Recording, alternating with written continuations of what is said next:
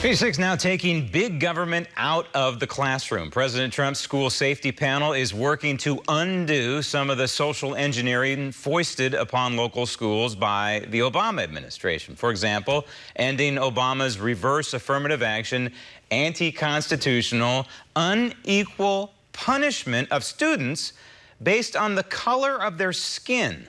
The report addresses a holistic view of school safety based on the insights, experiences, and expertise of many individuals. Our recommendations can assist states and local communities. Ultimately, governors and state legislators should work with school leaders, teachers, parents, and students to address their own unique challenges and develop their own specific solutions. How schools and communities consider these recommendations will vary. Their approach should start by fostering a positive climate and a culture of connectedness. This report highlights social and emotional learning and a number of other recommendations that policymakers should explore. But let's remember, local problems need local solutions. Also, something else from this school safety panel, it is also recommending something that Team Obama would have never, ever done: arming with guns school personnel. Joining me now from Reston, Virginia, from the Media Research Center, Director of MRC-TV, Eric Scheiner. Eric, common sense to me. I like to say, I think we need to infuse God, guns, and the Constitution back in classrooms. Well, this is one component. And in effect, this recommendation that staffers, if they're trained correctly, teachers, if they're trained correctly, can carry firearms, is the end of gun-free zones for schools.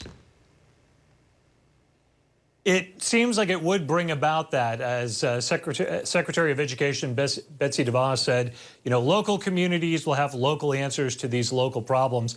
And their series of recommendations says, hey, work with the police department, work with veterans groups, try to find people that can train these teachers to carry guns into the schools, because therefore the schools will not be just defenseless areas. People will know, as President Trump says, cowards won't come into the schools and try to shoot people if they know that they're going to face armed resistance.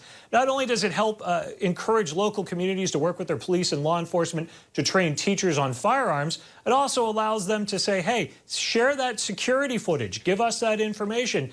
If there's something in a child's school record that is concerning, share that with local authorities, where before they were kind of straitjacketed by federal law in sharing that information. Now they're saying we're going to open that up. They're going to give a lot more wiggle room in ways like this, which will help local schools be able to address the issue in the way that they feel is the best. And that's the way it should be. The framers of the Constitution would applaud that, because all this needs to be done at the local level. That's what they wanted. That's what they designed. And these are common sense solutions at the local level. In Arizona, a woman candidate wanted one Senate seat. She lost in a heavily contested election, but instead she's going to have the other Senate seat, which was held by John McCain. Right, and she's going to serve right with the person that she lost her bid for the Senate seat to, Kristen Sinema, over in Arizona. This is Martha McCauley. She ran a very close race against Kristen Sinema. She lost, but guess what? John Kyle, who came out of retirement, he retired in 2013. He came out of retirement to fill John McCain's seat at the recommendation of Governor Ducey. Well, Kyle says, okay, I've filled the seat for a year. It's time for me to go back into retirement and spend more time with my family. So he's recommended Martha McCauley, who will be holding that seat until 2020, when then the seat will be up for election again. So for the next year, it will be interesting. The two people that ran against each other will both be serving as senators of Arizona. And it was a tough election, and McCauley ran a good, solid race, and she'll be a fine senator, at least in the interim. I want to wish a Merry Christmas to a radio station in Kentucky, WAKY. Wacky, I guess, is how they might pronounce that. They're doing something that some people might call wacky. I don't. I think it's very pro-America, very pro-Christmas, very pro-Judeo-Christian values. Is it wacky or is it wakey? Because a lot of liberals would say they're not woke because they decided to play Baby It's Cold Outside on a continuous loop for 2 hours. Now, stations like WDOK in Ohio, they decided, well, they weren't going to play the song because it was just, too patriarchal and it was offensive in people's ears. They couldn't handle a 7-year-old Christmas classic, I guess. So, it was banned on certain radio stations. Like I said, WDOK in Ohio is one of them. But WAKY in Kentucky said, you know what? We're going to dare to play it. Not only are we going to dare to play it, we're going to play it on a continuous 2-hour loop.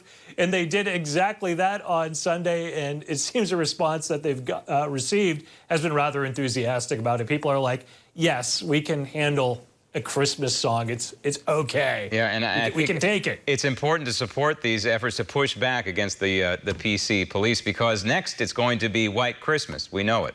Eric, thanks.